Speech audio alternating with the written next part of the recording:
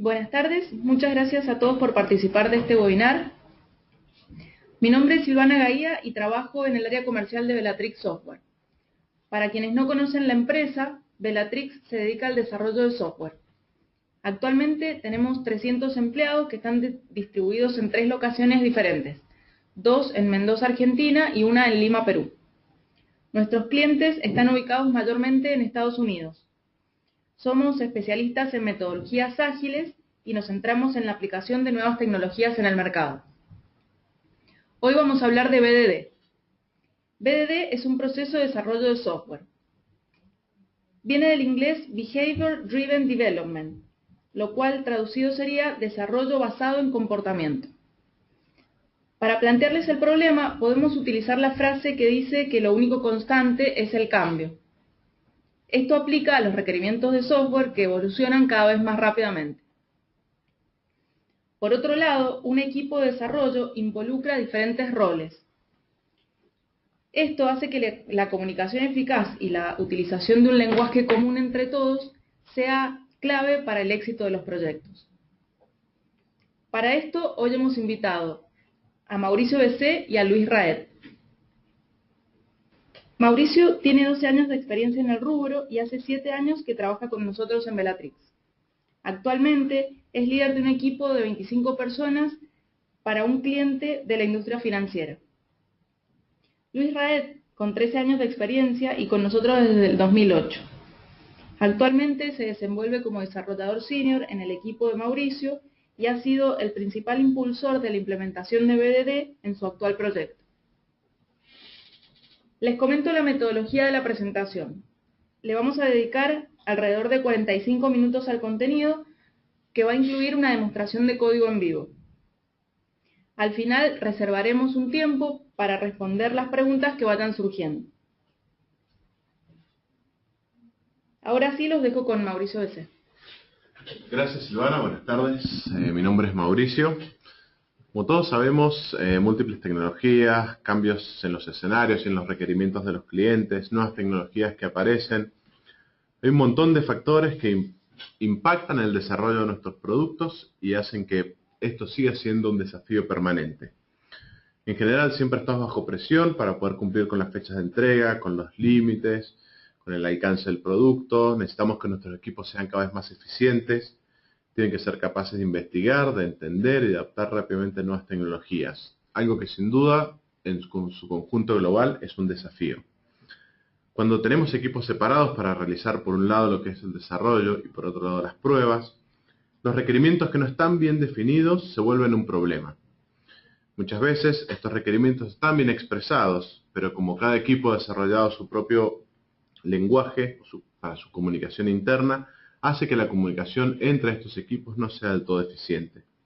Muchas veces los requerimientos están definidos por algún rol que no es técnico, un product owner, una persona de análisis del negocio, y eso hace que el lenguaje que utiliza sea desconocido o no del todo claro para las personas que están en las áreas técnicas. Como vemos, la claridad en la comunicación y el entendimiento correcto de los requerimientos se convierte en un factor clave para el éxito del proyecto. Imaginémonos que tenemos más cosas en la ecuación.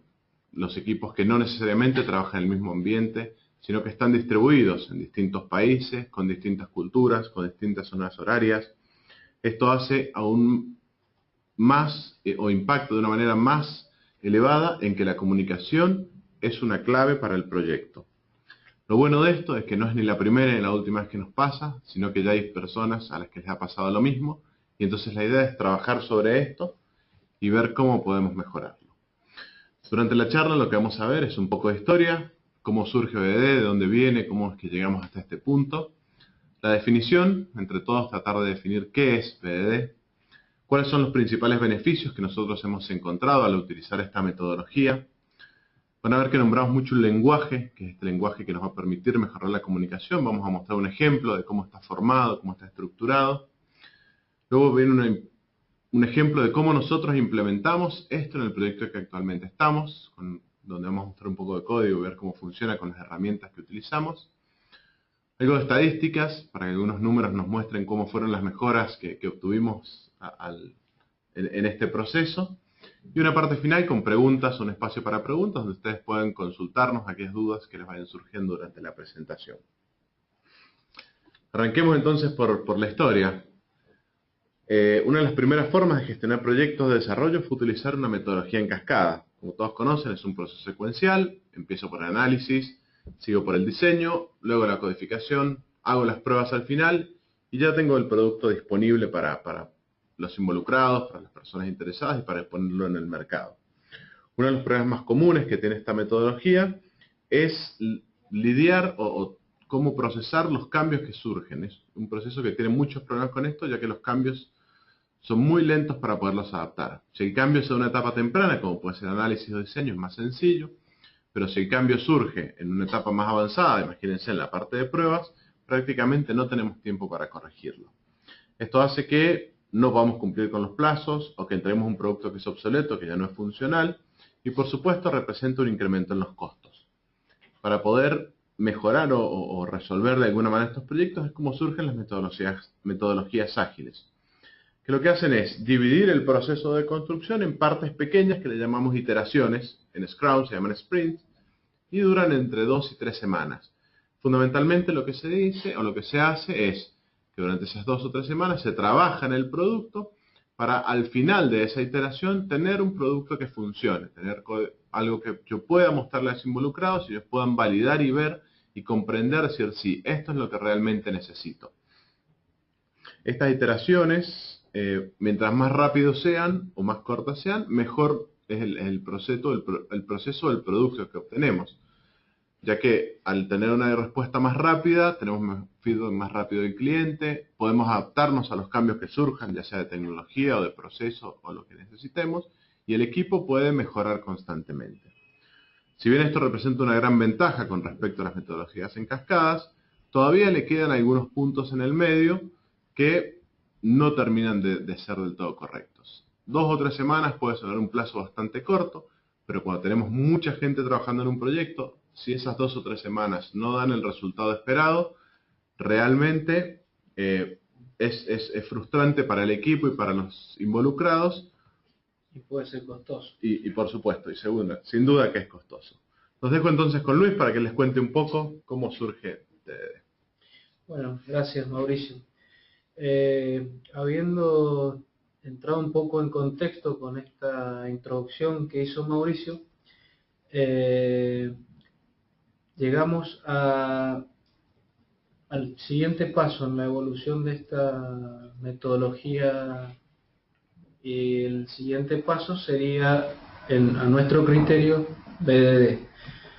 Para aquellos que no lo conocen, BDD es un proceso de desarrollo de software propuesto por un consultor en tecnología llamado Dan North. Él propuso este proceso como resultado a los problemas que él encontró mientras dictaba cursos de capacitación en TDD. TDD es una práctica de desarrollo que consiste básicamente en 3 etapas fundamentales. Y el objetivo de esta práctica es entregar código de calidad a los testers, es decir, que es una práctica destinada a desarrolladores. Bueno, las etapas de este proceso TDD son 3. La primera es escribir para cada incremento de funcionalidad que queremos incorporar, escribimos un test que falla, luego escribimos el código necesario y nada más que eso para que el test se ejecute en forma satisfactoria. Y finalmente, si es necesario, se refactoriza el código, es decir, se eliminan duplicados, se aplican buenas prácticas, etcétera, tendientes a hacer un código más limpio y más mantenible en el tiempo. Bueno, este proceso es el que se sigue para agregar cualquier funcionalidad que se necesite en el código. Como pueden ver, a medida que el proyecto va evolucionando y crece en tamaño, la cantidad de test unitarios relacionados a la estructura interna del sistema que vamos a tener es cada vez mayor. Y cada modificación en el sistema requiere que estos tests sean mantenidos. Este ha sido uno de los grandes problemas con los que ha enfrentado TDD, perdón. Y la razón de esta falencia es que al aumentar la cantidad de código de la aplicación, se requiere mayor esfuerzo en el tercer paso que yo les había mencionado, que es el refactor de código. Es decir, que se invierte más tiempo, más esfuerzo, y por ende, como lo muestra el gráfico que ustedes ven en pantalla, a medida que aumenta la cantidad de código, la productividad disminuye en consecuencia. Esto es lo que viene a subsanar BDD. Descartando a Test Driven Development o TDD, no. La respuesta es no. La respuesta es que lo perfecciona, lo incluye y lo hace mejor. ¿Cómo hacemos esto? En realidad lo que propone BDD es basar nuestras pruebas en qué es lo que hace el sistema y no en la estructura interna del sistema, es decir, en qué es en el estado de un objeto. Al basar nuestras pruebas en qué es lo que hace el sistema, estamos respondiendo a lo que es importante para el cliente. De hecho, esto lo realiza BDD promoviendo un trabajo en conjunto entre las personas de negocio y el equipo técnico, quienes van a escribir utilizando un lenguaje estructurado, fácil de entender y por sobre todo automatizable, van a escribir los requerimientos del sistema.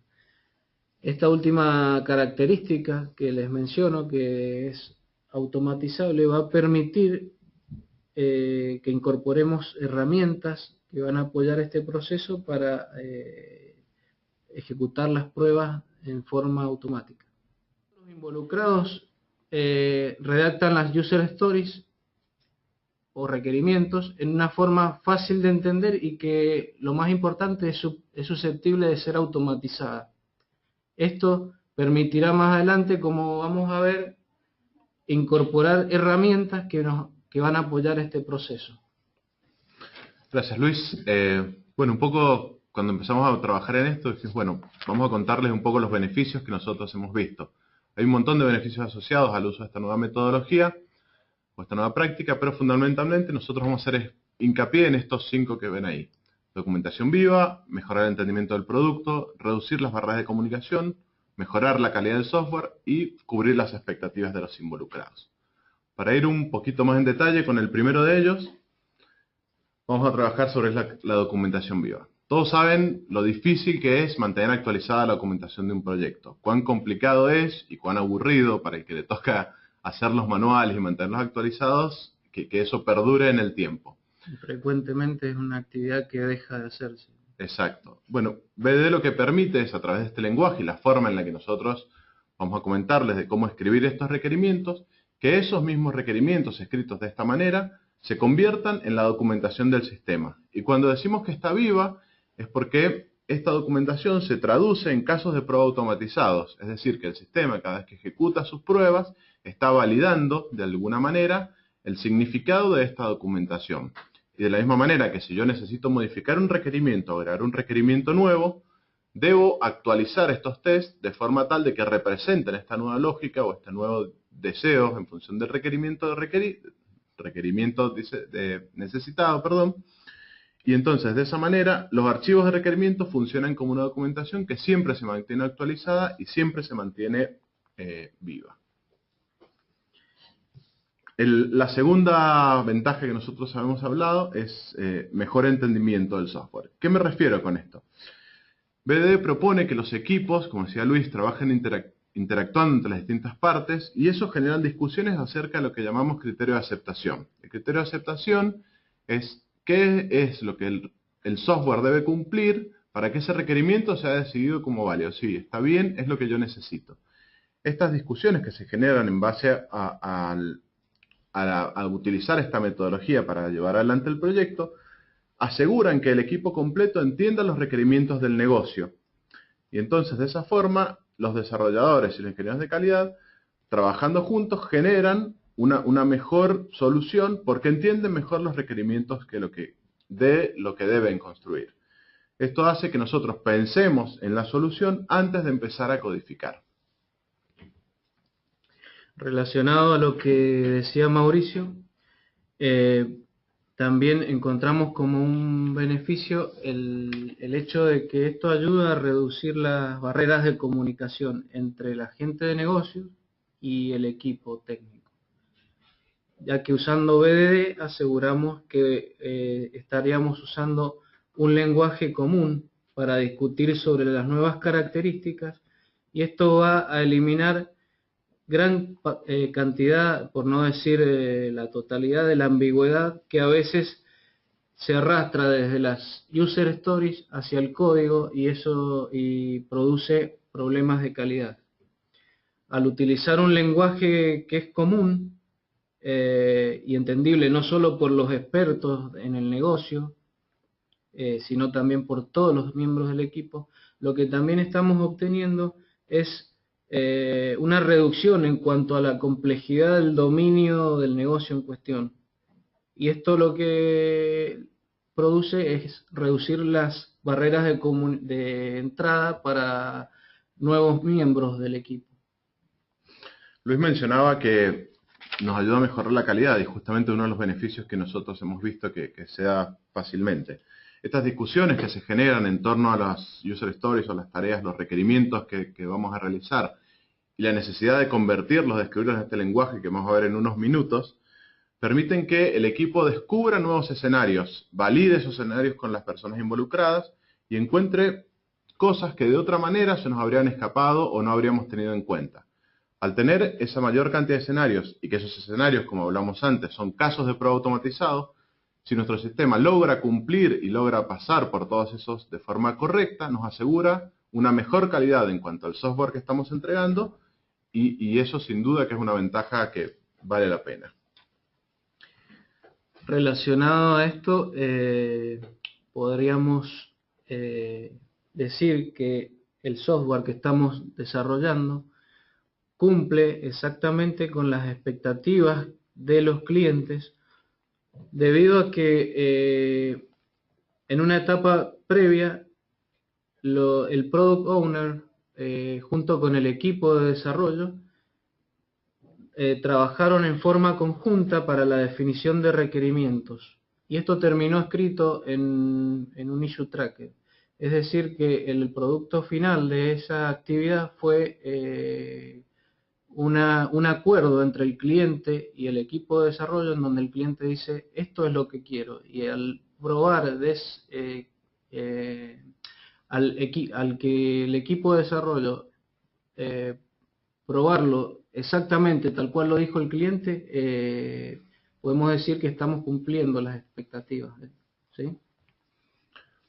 Como comentábamos recién, todo esto se basa, una de las herramientas más fuertes que tiene BDD es usar un lenguaje particular que nos va a permitir trabajar o clarificar o aportar más claridad a las cosas que estamos discutiendo y obtener todos estos beneficios que acabamos de mencionar.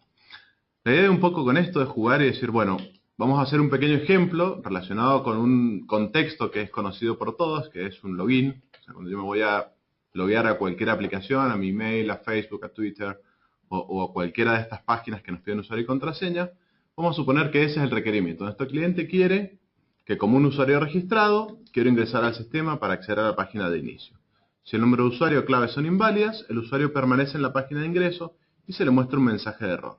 Esto es lo que comúnmente se llama User Story en Scrum. O sea, se describen de esa manera y lo que muestra es qué quiere el cliente, qué es lo que necesita, cuál es la necesidad funcional o de negocio que queremos cumplir. En general, esto se traduce después, cuando lo toma el equipo técnico de alguna manera, en una tarea. La tarea dice, bueno, vamos a validar el nombre de usuario y contraseña para permitir al usuario acceder a la página de inicio, y si son inválidas, mostramos un mensaje de error. A priori, o a la primera vista que nosotros tenemos, es que esto está clarísimo, que es muy fácil de entender, que todos hemos entendido exactamente lo mismo, que no hay lugar a dudas ni a zonas grises, sino que la persona de desarrollo dice, fantástico, es muy fácil hacer un login, lo que tengo que hacer es validar el usuario, si me da error, le muestro el mensaje de error, la persona de calidad dice, buenísimo, acá yo pruebo, si pruebo con uno, no me va a salir, y el dueño del negocio dice, les he dado unas especificaciones fantásticas, así que no hay manera de que esto salga mal. Nada más lejos de la realidad. Pero sin embargo, pueden haber muchas zonas grises que se nos van a pasar por alto. Entonces ahí es donde entra en juego este lenguaje, y la idea es ver cómo representamos esto, utilizando ya el lenguaje propuesto por BDD. Bien. BDD se apoya en un lenguaje en donde cada escenario de aceptación, es decir, cada comportamiento válido que el cliente espera, se escribe en un lenguaje llamado Gherkin, tal cual ustedes lo ven en la pantalla. Este lenguaje tiene una estructura bastante limitada, que es justamente la que nos permite eliminar ambigüedades. En la línea superior, ustedes ven que un escenario tiene un nombre. En este caso, vamos a probar solamente que el login sea válido, ¿sí? Es decir, vamos a probar un caso exitoso. Las tres líneas que siguen, que dice given the user is in the login page and the user enter a valid username and a valid password, lo que están haciendo es definir el contexto que vamos a crear nosotros previamente a la ejecución de la prueba, es decir, cuáles son las condiciones que nosotros debemos cumplir para poder ejecutar la prueba que queremos realizar. Esta prueba se ejecuta justamente en la oración que dice when the user logs in, que es justamente ejecutar la acción. Lo que sigue son los resultados esperados que nosotros queremos. En este caso, solamente estamos esperando que el usuario sea redirigido a la página inicial. Un comentario sobre esto, esas palabras que se ven en azul son palabras reservadas que el lenguaje utiliza. Ya vamos a ver más adelante cómo eso se convierte en parte de este test automatizado que mencionábamos con anterioridad. Exactamente. Si ustedes ven las tres líneas que definían la condición que nosotros debemos cumplir, establecen una combinación de posibles valores que vamos a tener a la entrada del proceso que estamos por testear, ¿sí? Entonces, eso directamente lleva al equipo y al Product Owner a pensar en escenarios adicionales que de otra manera hubiera sido muy difícil poder inferirlos. Cuando cada integrante del equipo tiene un entendimiento del negocio diferente, de acuerdo a su perspectiva, a su experiencia, a sus conocimientos, estas pruebas directas son prácticamente imposibles de inferir, imposibles de documentar. Claro, justamente lo que iba a comentar. Por aquí vemos el ejemplo del login y como que es una cosa bastante fácil, sí. La verdad que yo hubiera probado si ponía mal la clave o si ponía mal el usuario, si me redirigía a la página o no. Pero entendiéndolos en escenarios complicados donde las reglas de negocio no son tan sencillas de ver a simple vista, muchas veces las ideas preconcebidas que tienen las personas que redactan o que piden el requerimiento no son entendidas por todos los miembros del equipo. Entonces, BD lo que nos ayuda es justamente a hacerlas explícitas y a generar todos estos escenarios que nos van a permitir tener un producto de mejor calidad y que se ajuste mejor a los requerimientos del Product Owner. Vamos entonces ahora, después de esta breve introducción de conceptos, de beneficios, de más o menos en qué se basa BDD, comentarles o mostrarles un poco la implementación que nosotros llevamos adelante de esto. Estuvimos investigando sobre justamente beneficios, desventajas, desafíos al respecto y decidimos, con el apoyo de Luis acá, a implementarlo en un proyecto en el que actualmente estamos trabajando. El cliente es uno de los más grandes clientes a nivel mundial. Para tener una idea más o menos de tamaño, hay alrededor de 80 desarrolladores me refiero a gente de QA de desarrollo, que están trabajando al mismo momento sobre el código. O sea, es un montón de gente que está metiendo código todo el día en el proyecto. La idea es mostrarles el estado inicial, cómo empezamos, luego un primer enfoque, un primer acercamiento que se hizo y por último cómo fue la implementación del proceso de BDD. Bueno, en cuanto al estado inicial, como les decía Mauricio, tenemos alrededor de 80 personas entre desarrolladores, ingenieros de calidad, trabajando sobre el mismo código. Esto en cada iteración produce una cantidad de código que es impresionantemente grande, y eso es difícil de testear y tiene un gran impacto sobre las aplicaciones que se encuentran en producción. Si bien esta empresa siempre llevó estos requerimientos documentados en un issue tracker, ya que de otra manera hubiera sido imposible implementarlos, cuando nosotros comenzamos a trabajar con ellos, tuvimos problemas de calidad debidos a la dificultad de entender el negocio, debido a que los product owners decían una cosa y la escribían de una manera muy asociada al negocio. Los desarrolladores entendíamos otra cosa quizás, y la gente de calidad también las probaba de acuerdo a su experiencia y a lo que también habían entendido. El resultado final de esto era que para una tarea de implementación llegaban a tenerse hasta 3 perspectivas diferentes. Imagínense el producto final que resultaba de esto.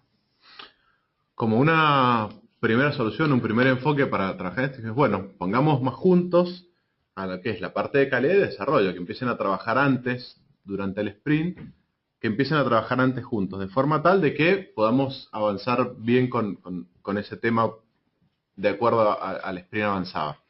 Entonces lo que se hizo fue decir, bueno, en vez de que QA o los desarrolladores, los testers, perdón, empiecen a probar las aplicaciones una vez que está subido el código y que está en el ambiente de integración y demás, vamos a hacer un paso previo y lo que vamos a hacer es ejecutar las pruebas en la máquina del desarrollador.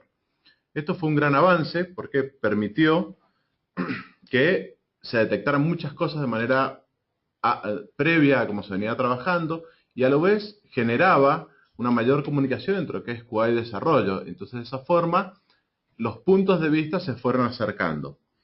De todas maneras, los requerimientos seguían siendo escritos en el lenguaje natural. O sea, si el requerimiento lo escribía el product owner, utilizaba las palabras propias del negocio. Si el requerimiento lo escribía el desarrollador, usaba su propio contexto. Y lo mismo que para las pruebas, la gente de calidad escribía usando su propio lenguaje en lo que ellos se sentían más cómodos. Si bien se mejoró varias de las cosas, todavía se ven habiendo algunos problemas por resolver.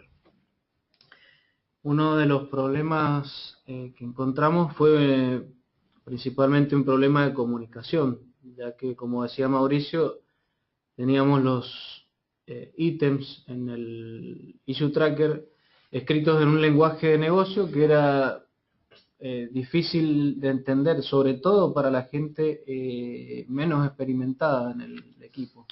La colaboración también mejoró el ponerlos juntos, pero también nos dimos cuenta que había gente con gran aptitud técnica, tenía muy buenos conocimientos técnicos, pero no tenían suficiente experiencia en el negocio. Eso hacía que no pudieran aportar al 100% como lo podría haber hecho si hubieran tenido mejores conocimientos del negocio.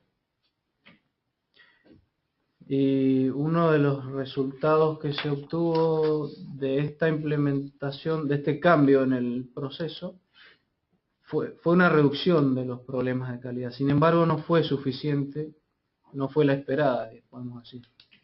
Otra de las cosas en las cuales seguíamos casi en el mismo estado que antes era con respecto a los análisis de regresión.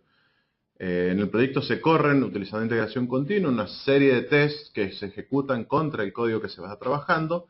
Ese proceso por lo general ocurre de noche, con lo cual yo recién me puedo dar cuenta si los cambios que yo hice y que elaboramos con mi QA tuvieron un impacto o se incorporaron bien con el resto del código que se está haciendo.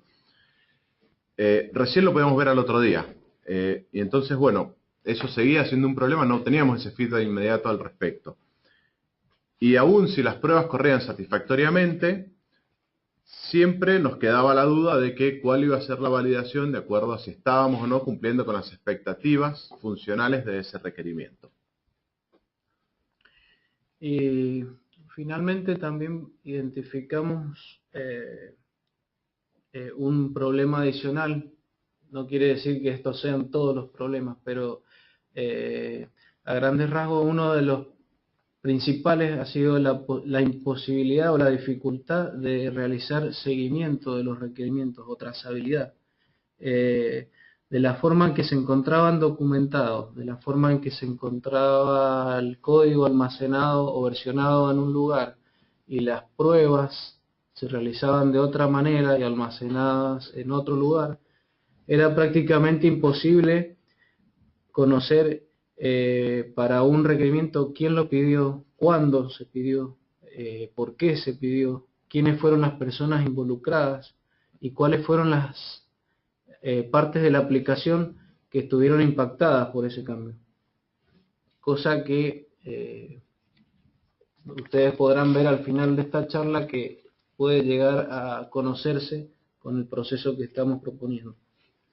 Justamente ahora lo que vamos a ver es de qué se trata el proceso de descrito de una manera un poco más detallada, y luego de eso veremos el ejemplo. Como ustedes pueden ver en el gráfico, BDD consiste, podríamos dibujarlo como dos círculos. Algunos autores lo ponen estos círculos como concéntricos. Yo preferí ponerlos separados para hacer el dibujo más claro. La primera tarea que propone este proceso es la que ustedes tienen numerada ahí con número 1 en el Issue Tracker. En esa herramienta es de donde se registran todos los requerimientos y trabajan en conjunto tanto los Product Owners o todas las personas del negocio junto con el equipo de desarrollo, es decir, los desarrolladores y testers.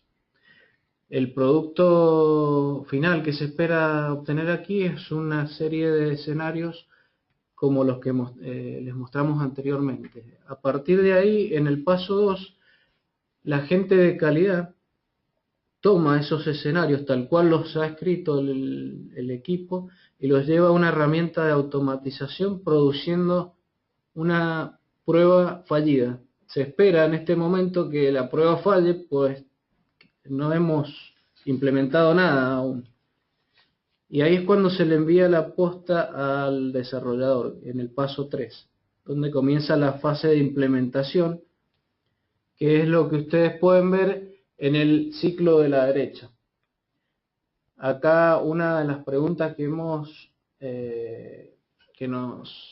hemos hecho, que hemos recibido, es si este proceso descarta BDD, y la realidad es que lo integra a partir de BDD, y lo que ustedes tienen en el círculo de la derecha es justamente el proceso de BDD.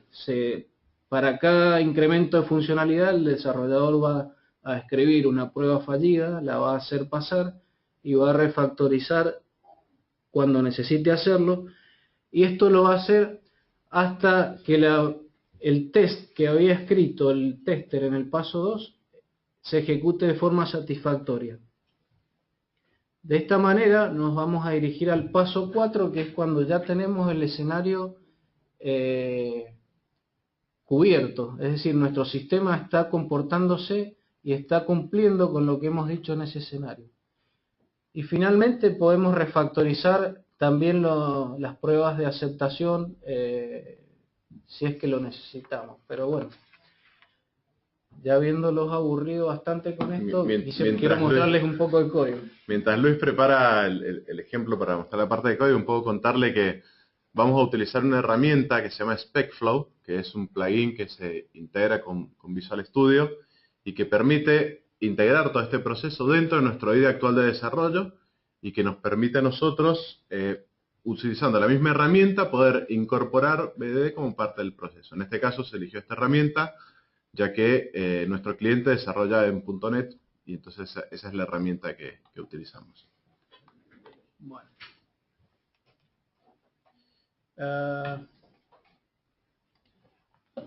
Bueno, como les decía, vamos a ver el paso 1. En el paso 1 tenemos redactado el escenario que queremos probar, que es el famoso login de usuario.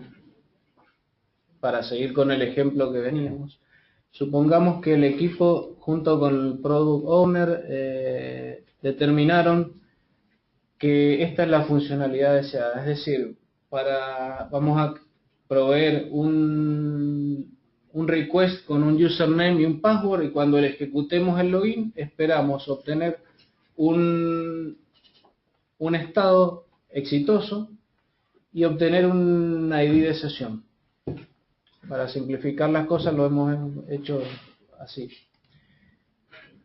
Vamos a ver un poco de código entonces.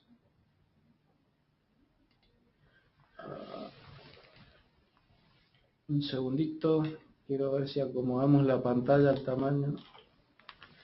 Bueno, no importa. Nuestro proyecto consta de 3 partes, en nuestro caso. La primera parte es el servicio que estamos queriendo implementar. Después el proyecto de pruebas de aceptación es donde vamos a desarrollar las pruebas propuestas por el proceso de BDD. Y después tenemos un proyecto de test unitarios que está dedicado justamente a las pruebas unitarias que el desarrollador escribe a medida que va agregando código a la aplicación. ¿Sí? Bueno,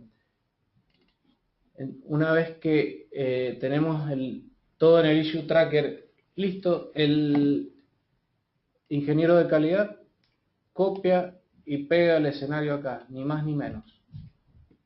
Después, utilizando SpecFlow, en nuestro caso, en otras plataformas podría utilizar otras herramientas que soporten el proceso de BDD. Como decía, en este caso, utilizando SpecFlow, lo que hace es, para cada línea que ustedes ven en este archivo, va a generar un step.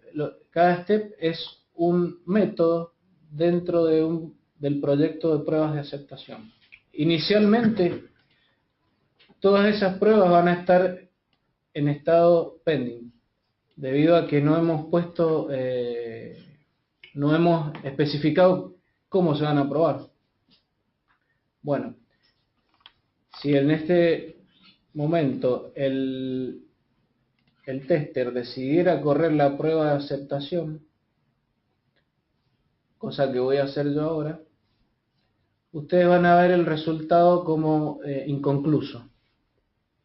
Esto es normal, ya que no tenemos ningún código ni siquiera para las pruebas de aceptación. Entonces el paso siguiente, como recordarán en el gráfico, era escribir una prueba que falle. Bueno, yo voy a comentar un poco este código. Ya tengo la implementación lista. El primer paso, sencillamente lo que estoy haciendo es crear el request, que es el objeto que yo voy a enviar a mi servicio para ejecutar el login. En el segundo paso, que dice, dado que el request contiene un username válido, Sencillamente lo que estoy haciendo es especificar qué es un nombre de usuario válido para mí y para el cliente que va a hacer uso del sistema. Lo mismo para el password. Y ahora llegamos a la parte importante. A diferencia de un test unitario, en una prueba de aceptación, yo voy a estar probando el servicio o la funcionalidad del sistema real que yo quiero implementar. En este caso es un servicio, un web service que va a ejecutar un login de usuario y lo voy a instanciar de la misma forma que lo haría cualquier aplicación que haga uso de ese servicio. Y finalmente voy a proveer los dos últimos pasos en donde yo voy a validar que la respuesta que yo obtenga de ese servicio sea lo que espero. Lo bueno de esto para aquellos que han estado familiarizados con test unitarios es que, como ven, estoy utilizando el mismo framework de test unitarios que utilizan los desarrolladores para escribir sus pruebas unitarias. Eso era un poco lo que comentábamos, que esta herramienta permite integrarse en el proyecto actual de desarrollo. No requiere cosas externas o no requiere aprender algo nuevo, sino que nos permite integrar en las mismas herramientas que actualmente utilizamos el proceso que estamos sugiriendo. Bien, en este punto el ingeniero de calidad ya tiene su prueba lista y lo que va a hacer es ejecutarla, puesto que nosotros queremos una prueba fallida. Al ejecutarla, vemos que la prueba falló y la razón es que no hay nada implementado aún. Esto es esperable, si bien por ahí parece obvio que escribiendo una prueba sobre algo que no existe aún, la prueba vaya a fallar. Este ejercicio lleva a lograr mayor confianza sobre las pruebas que estamos escribiendo y que a la vez cuando el desarrollador escribe el código para que esas pruebas se ejecuten y pasen, nosotros podemos tener una mayor certeza de que el sistema se está comportando como debe. Bueno, habiendo ya terminado de escribir la prueba fallida, lo que el tester hace es enviarle esto de alguna manera al desarrollador. Ahora me siento en el escritorio del desarrollador y lo que hago es ponerme a escribir código. Lo primero que va a pasar es que tengo que escribir un servicio, porque habíamos dicho que íbamos a hacer un servicio web que hiciera un login. Inicialmente ese web service o no existía o el método que estaba tratando de ejecutar no estaba haciendo nada, como en este caso. Lo que voy a hacer es implementar lo que ese web service debería hacer y voy a ejecutar como desarrollador ahora, voy a ejecutar la prueba que me envió el tester. En este momento el error cambió. Si les muestro el error, ustedes van a ver que bueno, por aquí debió decir que explotó el servicio en algún punto porque en algún punto hizo una llamada a un método, a un objeto de mi negocio que no existe aún. Entonces ahí es donde me dirijo a implementar la funcionalidad de negocio usando TDD. Esto dice que el desarrollador debe escribir también su prueba unitaria primero, esa prueba debe fallar y él debe escribir el código suficiente para que esa prueba pase. En mi caso, lo que yo tengo es un método de mi capa de negocio que ejecuta un login y tengo un par de pruebas, una que espera un estado exitoso y la otra que espera obtener un ID de sesión. Habiendo escrito esos test unitarios, el desarrollador puede ir a su proyecto de test unitarios y efectivamente ver que las dos pruebas fallan. Por lo mismo, no hay nada implementado. Finalmente vamos a llegar a nuestra capa de negocio, que es donde queremos implementar la funcionalidad, y hacemos eso. Escribimos el código para que las pruebas unitarias pasen y para que las pruebas de aceptación que recibimos del ingeniero de calidad también pasen. Luego de haber escrito el código, compilo la aplicación y vuelvo a correr tanto mis pruebas unitarias. Ahora puedo ver que ambas pruebas están en verde. Como también voy a correr la prueba de aceptación que recibí del departamento de calidad. ¿Sí? En este punto yo como desarrollador ya me siento satisfecho porque he cumplido con el trabajo. Podemos probar esto manualmente para ver que eso es cierto. Voy a tomar el nombre de usuario y voy a probar el método que acabamos de implementar. Muy seguro el password ese. Sí. Como ustedes pueden ver, el servicio que acabamos de implementar devolvió el estado que esperábamos y una ID de sesión que es lo que nos va a permitir después seguir utilizando el sistema. Para agregar mayor funcionalidad a este sistema, se sigue el mismo proceso, es decir, desde el issue tracker se redactan los escenarios, se llevan a las pruebas de aceptación, se escriben las pruebas fallidas y a consecuencia de eso el desarrollador las implementa hasta que las pruebas pasen. Es interesante ver cómo en este primer archivo que estamos viendo ahora, lo que está es exactamente lo mismo que tenemos en nuestro gestor de requerimientos. O sea, lo que nosotros definimos es lo que da origen a todo esto y eso es lo que nos permite generar esa trazabilidad, mantener la documentación viva, mejorar la calidad, porque vamos a tener cada uno de estos escenarios por las distintas escenarios, valga la redundancia, que nosotros definamos como los que son válidos y deben ser cubiertos por la aplicación. Y es un poco eso, compartir la misma herramienta que nosotros teníamos antes, utilizarla ahora también para hacer esta gestión de las dos cosas. Bueno, una consecuencia directa de lo que hemos hecho es que estas pruebas de aceptación y las pruebas unitarias pueden ser corridas en forma automática por un sistema de integración continua. Lo que ustedes están viendo en pantalla es un reporte real de un sistema real en donde a diario se corren estas pruebas y se reportan el estado de las pruebas de regresión. A diferencia de lo que comentábamos antes, que en el primer enfoque la regresión seguía pasando durante la noche, en este caso al estar integrados con nuestros modos de integración continua, se corren igual que se corren los test unitarios, por ejemplo. Se pueden correr con la misma frecuencia y de la misma manera obteniendo los resultados mucho más rápido de lo que lo hacíamos antes. Vamos a charlar brevemente sobre algunas estadísticas que nosotros obtuvimos en el proyecto.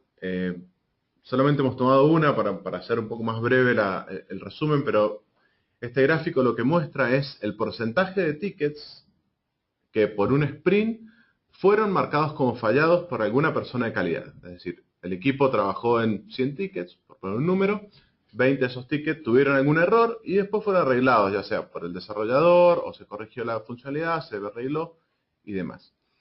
Esto arranca más o menos del gráfico a fines del 2011 y los últimos datos son de junio ahora del 2014. Son unos 3 años más o menos para uno de los equipos. Lo que pudimos ver fue que al principio teníamos una tasa de error de alrededor del 30%. Esto quiere decir que el 30% de los tickets que nosotros trabajamos durante el sprint, por alguna razón fallaban. A medida que se fueron modificando esto que les contábamos, de hacer este primer enfoque, de acercar a trabajar desarrolladores e ingenieros de calidad los dos juntos, corriendo los test sobre la máquina, primero el desarrollador, acercando posiciones y entendimiento. Eso fue mejorando y finalmente luego de implementar el proceso que les estamos contando durante un tiempo, realmente se modificó notablemente y actualmente estamos en alrededor de un 3% de tasa de error o de tickets fallados. Realmente es una mejora importante y es lo que nos permite ver esto. O sea, mejora la comunicación, por eso fallan menos tickets. Definitivamente tenemos un producto con mejor calidad, ya que muchos de estos tickets que antes fallaban ahora ya son hechos la primera vez y son hechos bien y son validados por el Product Owner. Así que bueno, era un poco contarles con algunos números más o menos cuál fue nuestra experiencia. Y bueno, ya como para terminar un poco, ya sea que trabajen como especialistas en el negocio o que sean del lado de la parte técnica, siempre que nosotros hemos tratado de trabajar en equipo y demás, los problemas de comunicación respecto a cómo podemos describir o escribir nuestros requerimientos son una constante y un ítem siempre a mejorar. Como fundamentalmente nosotros hemos visto, esto aumenta las posibilidades de éxito del proyecto basándonos en que una mejor comunicación y un mejor entendimiento de los tickets hace que nuestro resultado sea sin duda mejor. Es lo que hablábamos. Comunicación, colaboración y calidad de software se ven directamente impactados al utilizar BDD, en esto que les mostramos recién en el gráfico y en las estadísticas que veamos juntos, nos permite tener un producto mejor. Concentrarse en las cosas realmente importantes para el cliente, eso es fundamental, nos ayuda a reducir costos, nos ayuda a salir con nuestro producto más rápido al mercado, nos ayuda a definir mejor el scope de las cosas que estamos haciendo y trabajando de esa manera, sin duda que nuestro retorno de inversión vuelve más rápido porque estamos saliendo al mercado con las cosas que queremos en el momento en que queremos.